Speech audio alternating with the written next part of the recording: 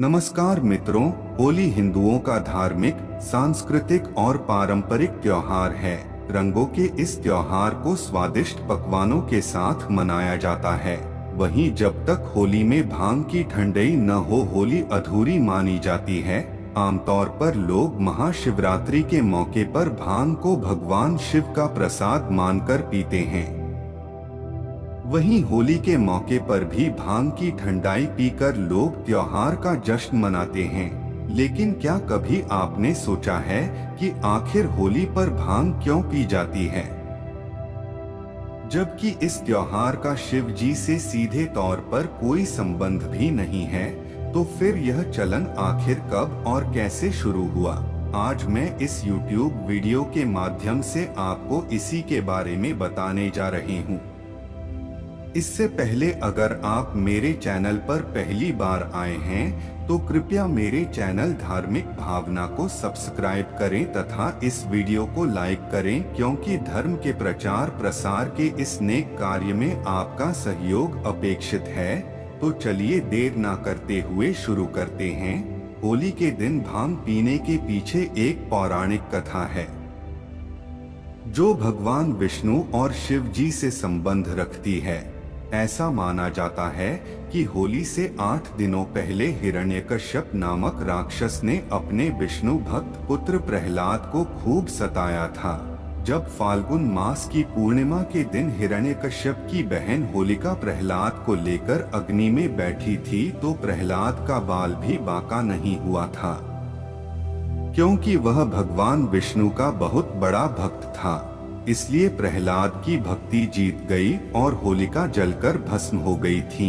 इसके बाद भी जब हिरण्यकश्यप नहीं माना और उसने प्रहलाद को मारने का प्रयास किया तो उसकी जान बचाने के लिए भगवान विष्णु ने खुद नरसिंह रूप धारण कर हिरण्यकश्यप का वध किया।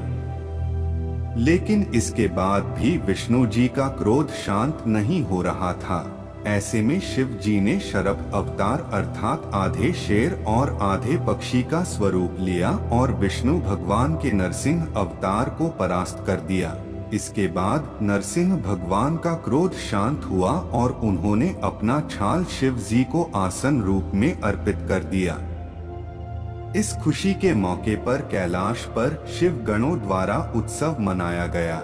इस दौरान सभी ने भांग पीकर मतवाले होकर नृत्य किया। तब से होली में भांग पीने का चलन शुरू हो गया। यही वजह है कि आज भी लोग भांग की ठंडाई पीकर गानों की धुन पर मतवाले होकर डांस करते हैं। एक और अज्ञात कहानी है जो इस प्रश्न का उत्तर देगी। अपनी पत्नी सती के आत्मदाह के बाद भगवान शिव गहरे ध्यान में चले गए। पार्वती भगवान शिव की पत्नी बनना चाहती थीं और उन्होंने इसके लिए कामदेव से मदद मांगी। लेकिन कामदेव जानते थे कि भगवान शिव की गहरी समाधि में विघ्न उत्पन्न करने से गंभीर परिणाम हो सकते हैं। लेकिन भगवान शिव को वास्तविक दुनिया में वापस लाने के लिए उन्होंने तीनों लोकों की भलाई के लिए ऐसा करने का निर्णय लिया। कामदेव ने भगवान शिव पर बाण चलाकर उन्हें पार्वती के प्रेम में मोहित कर दिया।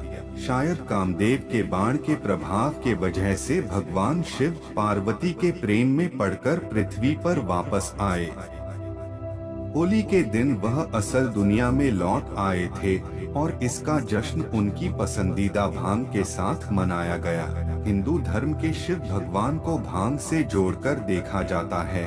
ऐसी मान्यता है कि एक बार भगवान शिव किसी बात से नाराज हो गए थे और नाराज होने के बाद वो घर से निकल गए और वो रास्ता भटक गए और बगल में ही भांग की खेत थी जहां उन्होंने सोकर रात गुजार दी।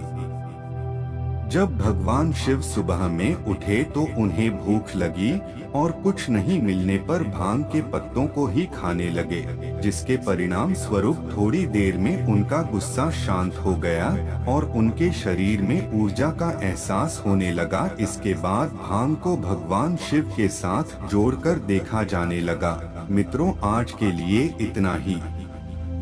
अगर आपको यह जानकारी अच्छी लगी हो तो कृपया कमेंट में हर हर महादेव लिखकर मुझे भेज दे। तब तक के लिए धन्यवाद।